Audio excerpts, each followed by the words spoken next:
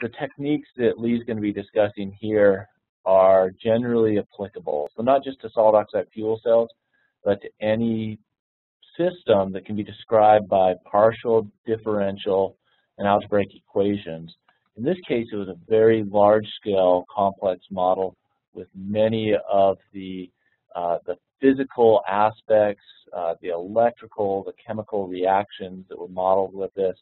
And you know, this project is really trying to push the boundary in terms of what you could, the size and complexity of model that you could include in a model predictive control and a real-time optimizing strategy that can take into account the dynamics of the system and achieve certain desirable characteristics that you're trying to drive to. So I'm gonna turn it over to Lee now.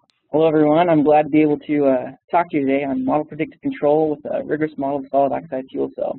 As John mentioned, I work with Benjamin Spivey, Dr. Benjamin Spivey from ExxonMobil, as well as John here today.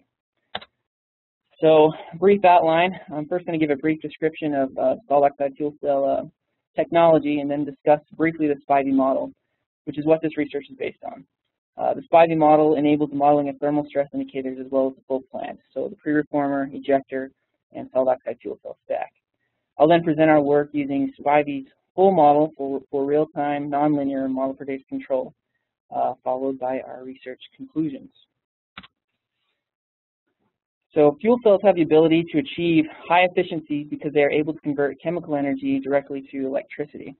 The problem that SOFCs have been experiencing is shorter lifespans due to microcracking and delamination in the electrolyte electrode assembly, or EEA.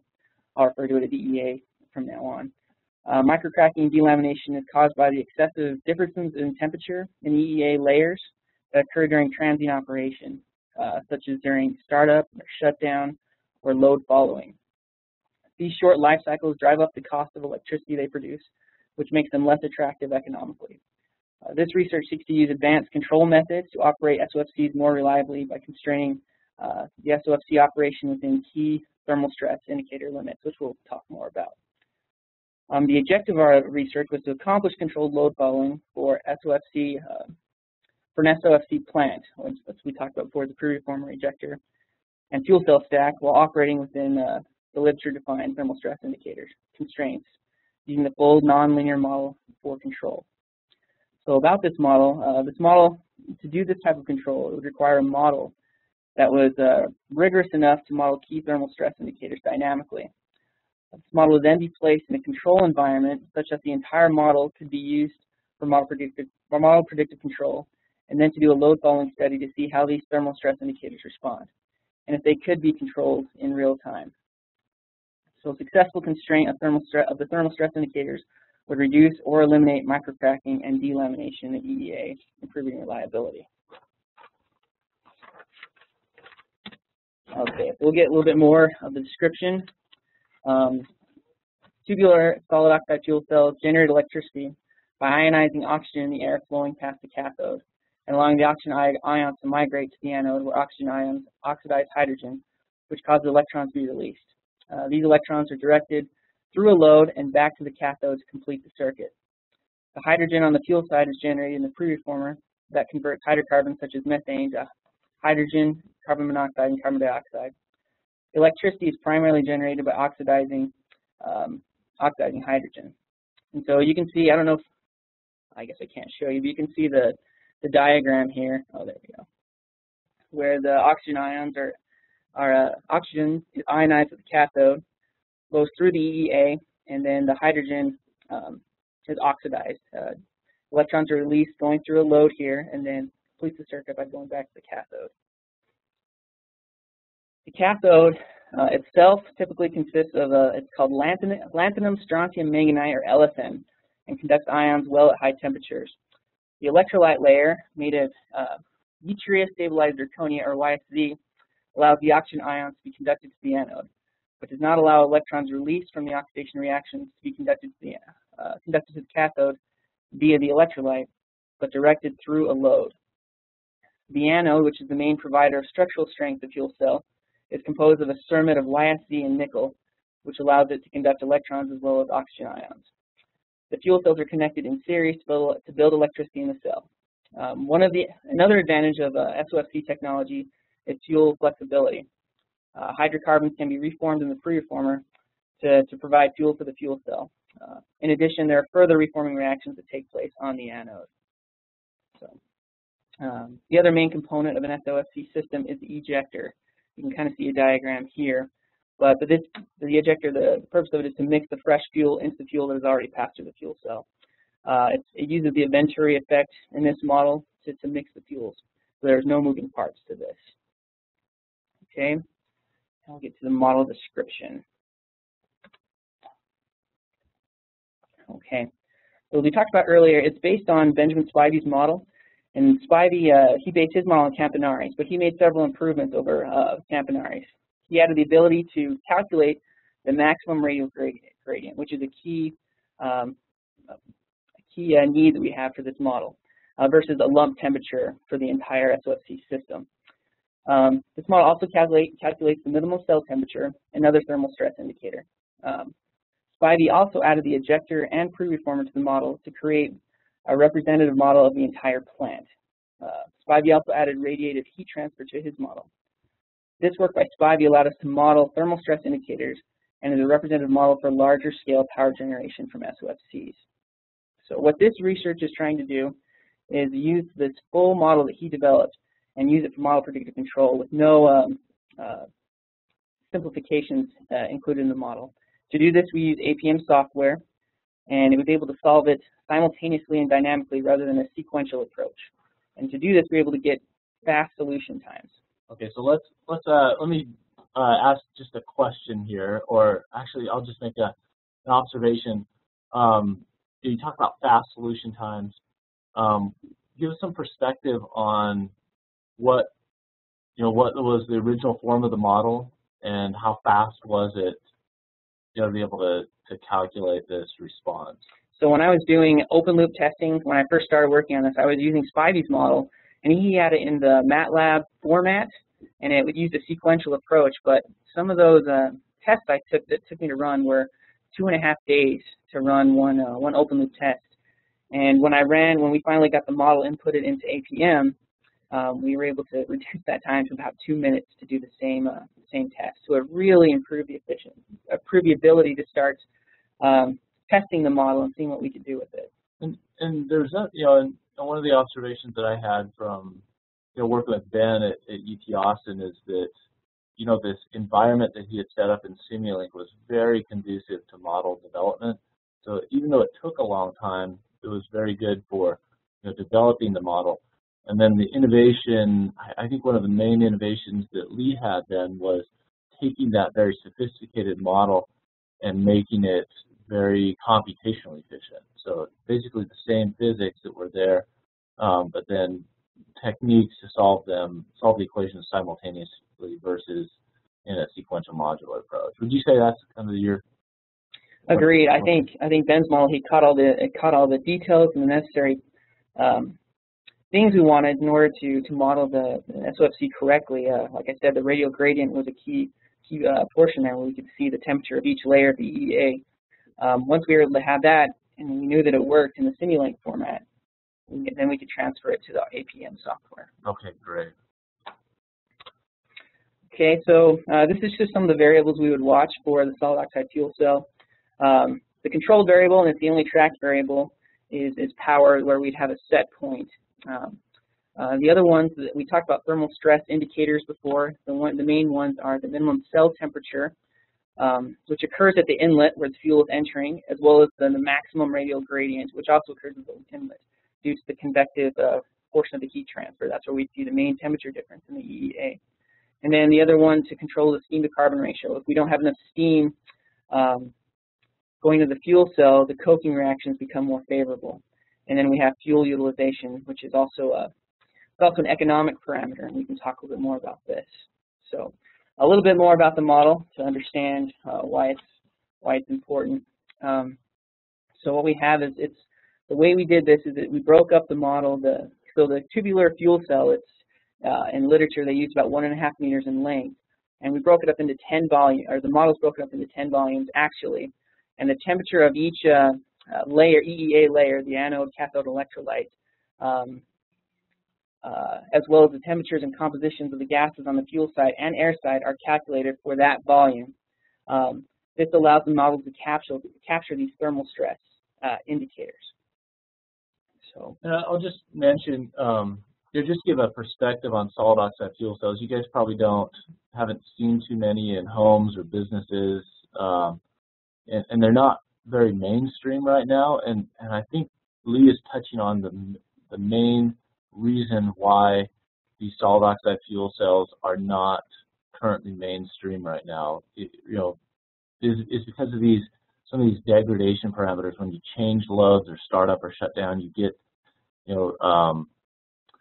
really this is the main obstacle to getting a fuel cell that can operate at 60+% efficiency versus a generator that's going to be operating at 25–30% efficiency. So I think we're really hitting on, Lee's really hitting on a key point here on really taking this technology to kind of to the next level in terms of reliability of these solid oxide fuel cells.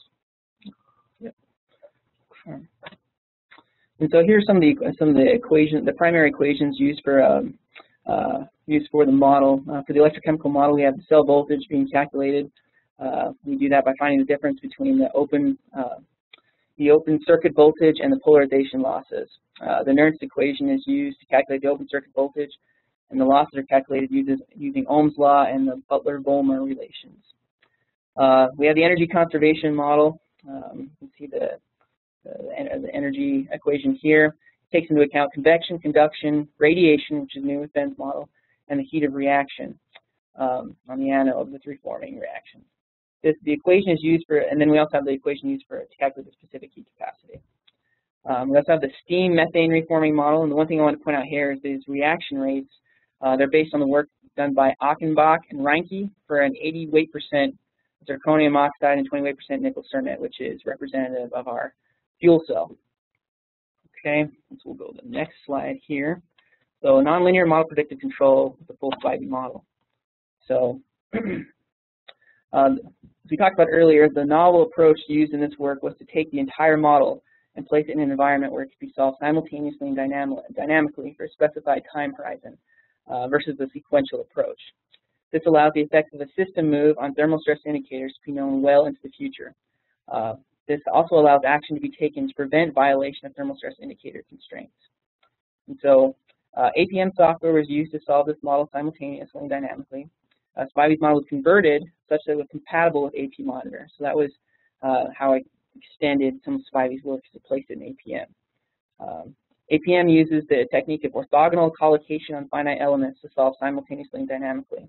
And what the gist of this is that it converts partial differential equations to algebraic equations, which then can be rapidly solved.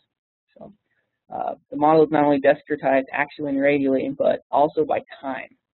We had four main manipulated variables, which were the fuel temperature, the fuel pressure, the voltage, and the system pressure. It translated to 349 state variables. The study used a 10 time step predictive horizon over the span of 500 seconds, which ended up being, with that 10 time step predictive horizon, 3,490 state variables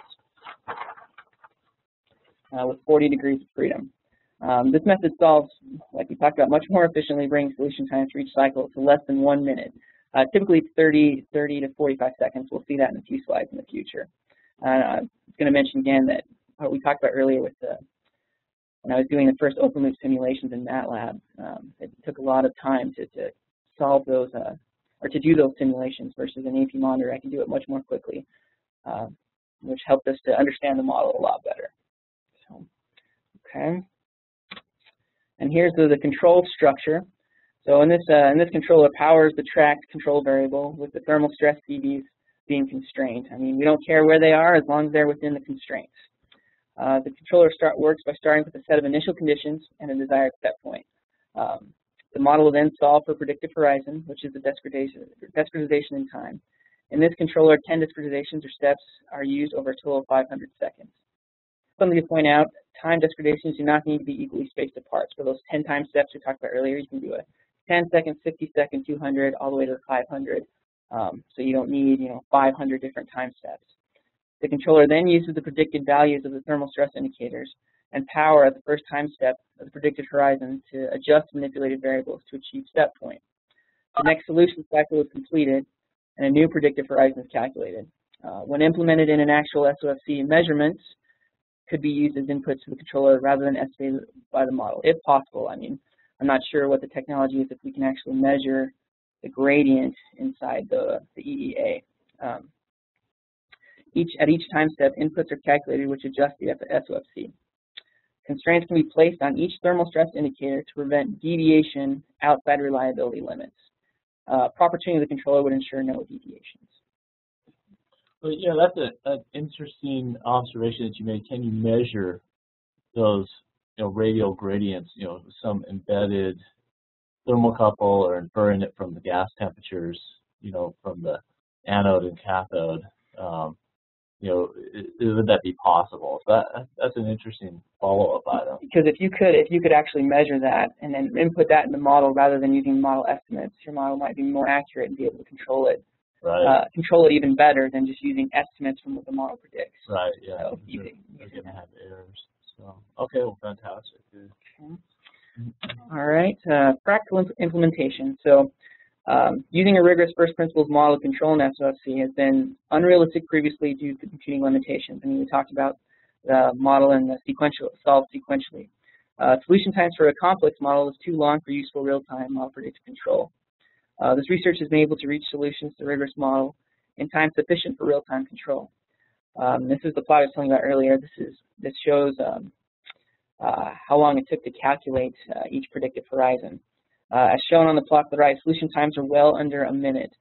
The large spike shown, so you can see this large spike about at the 75-second mark, occurred during a load change, so there was extra. The computer was working harder to solve for those conditions during that load change or the load transient operation. Control moves can then take place at around the 1 minute mark. This would ensure that solution times do not overlap time it takes to make equipment moves. And because the rigorous model is used, thermal stress indicators can be predicted more accurately and quickly. Control steps can be taken to ensure operation below the thermal stress limits of the SOFC equipment.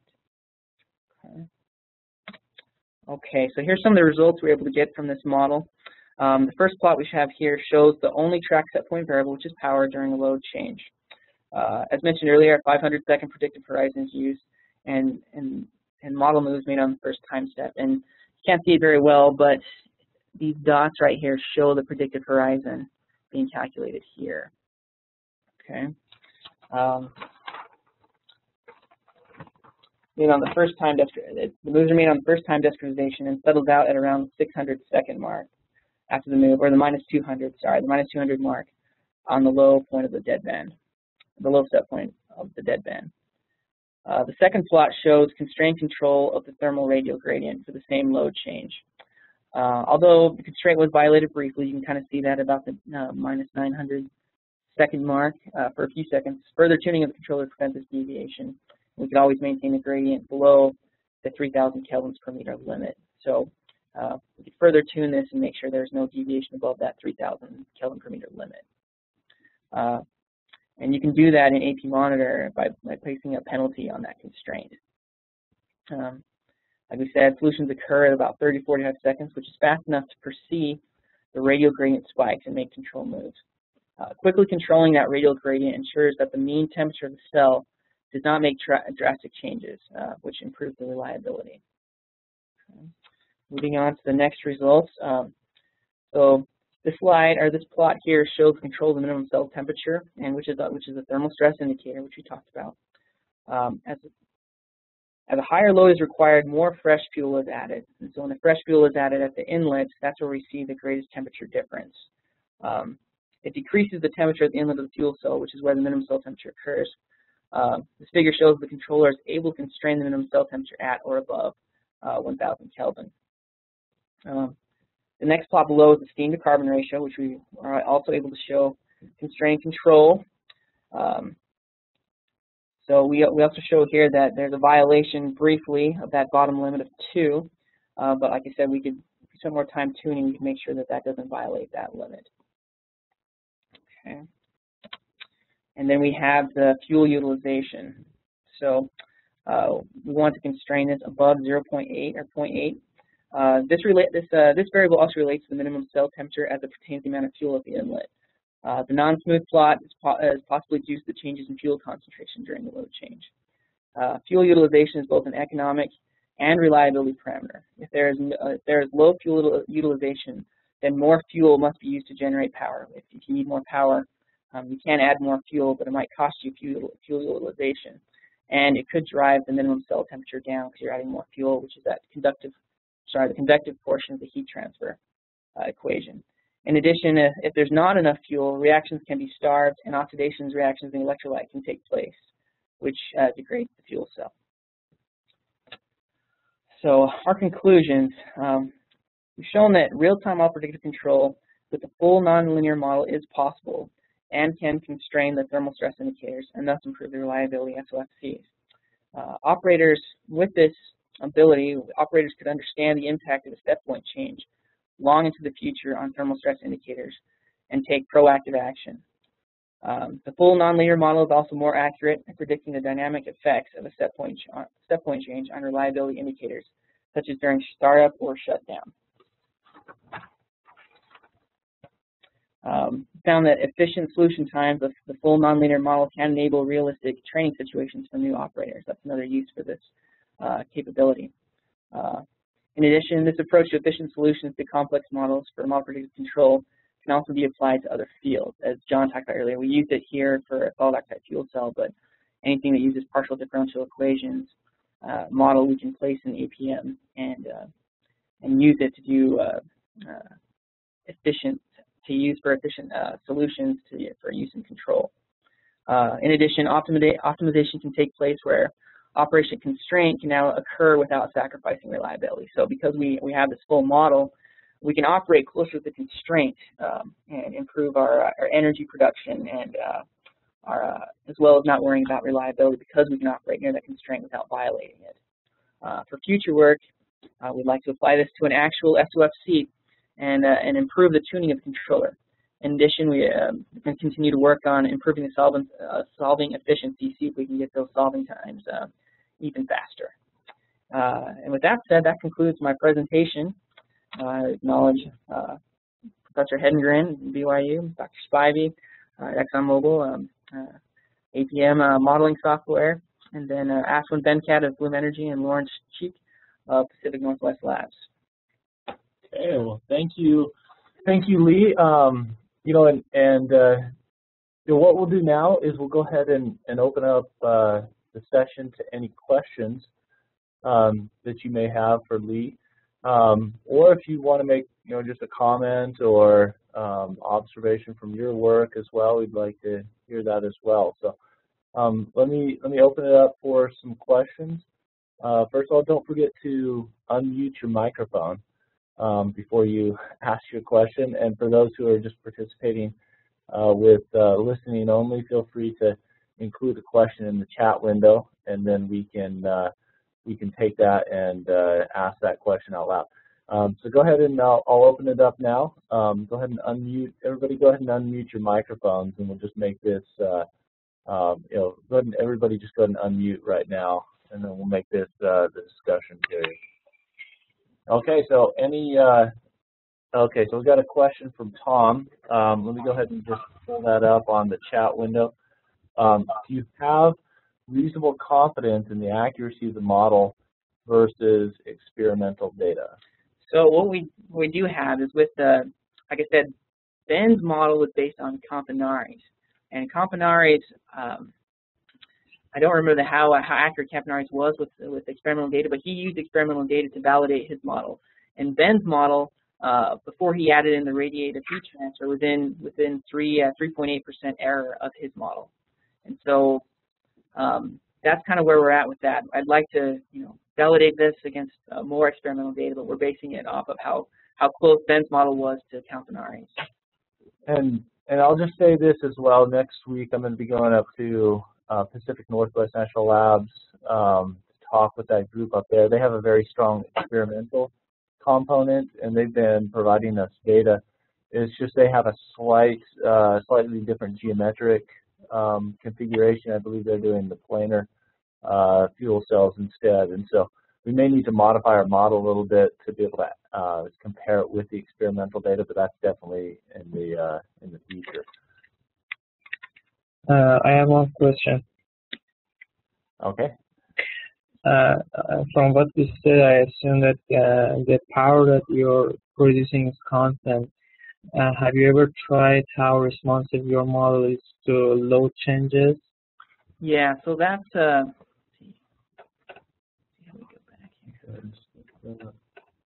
yeah, so this is part of the study was a load change here. So we'll go back. You see right here the top right plot here. We're load changing from a power setting of 2.6 kilowatts to 2.72 kilowatts.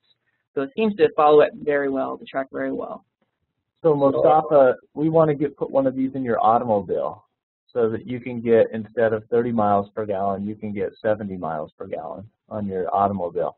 But one of the big drawbacks to load changing environments, like maybe possibly automotive applications, is that fuel cells, they're very poor for load changing, and so the current uses for fuel cells right now are to start them up and run them for long periods of time at steady state conditions. But then, of course, that limits the types of applications that you might want to use a fuel cell for. And so Lee's work is really trying to address that, how you can use these fuel cells, be able to get up to 20,000 hours of operation. That's kind of the minimum amount to have them be economically feasible, while still have them be responsive to load changes. Okay.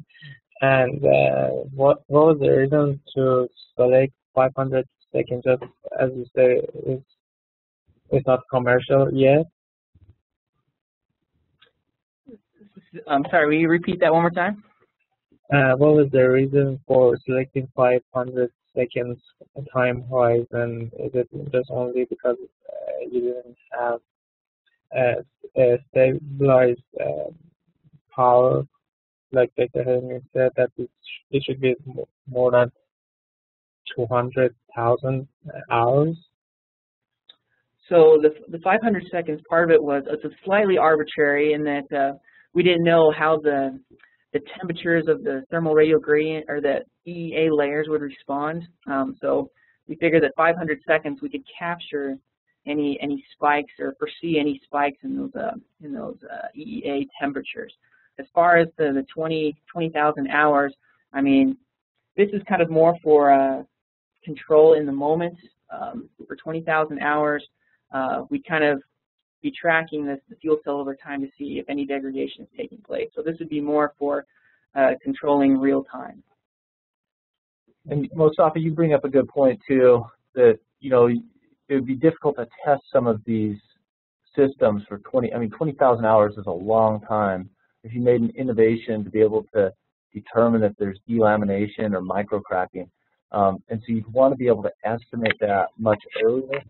And so, a model like this could also be used in an estimation application to be able to estimate some of those parameters like delamination or microcracking. So you could potentially use this in a research lab that where you could test some of these load changes and ensure that some of these degradation parameters are not the fuel cell isn't degrading significantly. Is there any limitation for the time period that you can predict, or the model predictive function can be used for predicting the whatever outcome that we have from the model, like, for example, like 2 hours from now? I don't think there's any limitation. We just want to make sure that first time step is short enough that we can capture any brief spikes. So as far as that first time step, we want to be that pretty close, within under a minute. But then after that, the model just can predict what would happen over a long period of time. So you could probably do a longer time period than 500 seconds.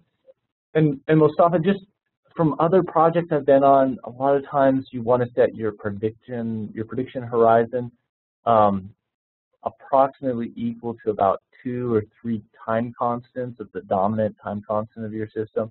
In this case, the thermal gradients are the dominant time constant, and you can see there, some of these, the radial gradients and other things that, it's about, the time constants are about, 10 to 20 minutes. So we may, for an actual application, we may have to go out further in time. That is, you increase the number of time points that you're predicting out, you're almost linearly increasing your computational time as well. So we may have to extend it to 2 or 3 minute cycles on the nonlinear model process control, but we could go further out in time. Good question. Good questions there. Okay, so any other questions from the group? But I have a quick question for Lee. Okay. Okay. Can I ask you now, or you want Yeah. to? Okay. So my question is the following. I don't have a lot of experience with batteries as such, but it's a little that I know about batteries. It looks to me as if when you have a number of PDEs, but there are only 2 measurements, or maybe 3 measurements that you can typically make, which are voltage, current, and temperature. And you're solving a large set of PDEs. You're probably even using a state estimator in order to implement your MPC. Now, given that you only have 3 different measurements and a large set of PDEs, do you often run into observability problems? Well, that's a good question. I mean, unfortunately, we don't have a real solid oxide fuel cell that we've tested this on. Everything we've done is based on the model. As far as being able to sample what those temperatures are in the EEA, I'm not sure what technology exists for that. If you can put a thermocouple there or not. I'm assuming that they're not able to, or else they would able to implement a normal controller to achieve a set point for those thermal stress indicators. Well, Bhushan, maybe a great application for some of the things that you're working on and a need in this industry is being able to track the efficiency of the solid oxide fuel cell and be able to track the degradation. Yeah, they call it state of charge, right? Yeah, for traditional batteries, this is just a little bit different because you're continually injecting the fuel, so the fuel is replenishing itself. So it's almost like a constant I see. Okay. state of charge. But but being able to know the fuel utilization and some of these other parameters, some of the internal parameters that would suggest that there's delamination or microcracking occurring, there's definitely an opportunity there for estimation. And you're right, you would need to know if the set of measurements that you're given would lead to observable parameters or states. There's a, so that I think that's an open area, Bhushan. I think that's you're right. Observability for deterministic systems is a very well-defined property, but when it comes to stochastic systems, with noise and so on, observability is not a very well-defined property. And if you look at the literature, there's not a whole lot on observability of stochastic systems. But that seems to be a major problem here in control for battery systems in general. You only have voltage, current, and temperature measurements, but you want to do a lot in terms of estimating states. It may or may not be possible. If you have a good model, you're probably going to be okay. But if the model is poor, state estimation could be quite challenging for these systems. Okay, well, great. Well, I'll just thank Lee for coming, up from Louisiana to be able to present this today. You know, Lee I think gave a fantastic presentation, so I'd just like to thank Lee again. And thank you to all of you who participated for your questions. Our next presentation is going to be October 3rd, where we have a panel discussion of, let me just bring that up really quick. We have a panel discussion. If you just go to the website here and then go under the webinars area, it gives the schedule of those. This panel discussion is, from a group of industry experts in olefins production, and in particular with the frac gas and cheap ethane in the U.S. market. It's really changing, some of the prospects and also challenges for olefins. This will be on model predictive control and optimization of olefins. So it'll be, I think, a great panel discussion from some industry experts, and we'll do that on October 3rd. Okay, well, thanks everybody for joining, and I'll go ahead and sign off now.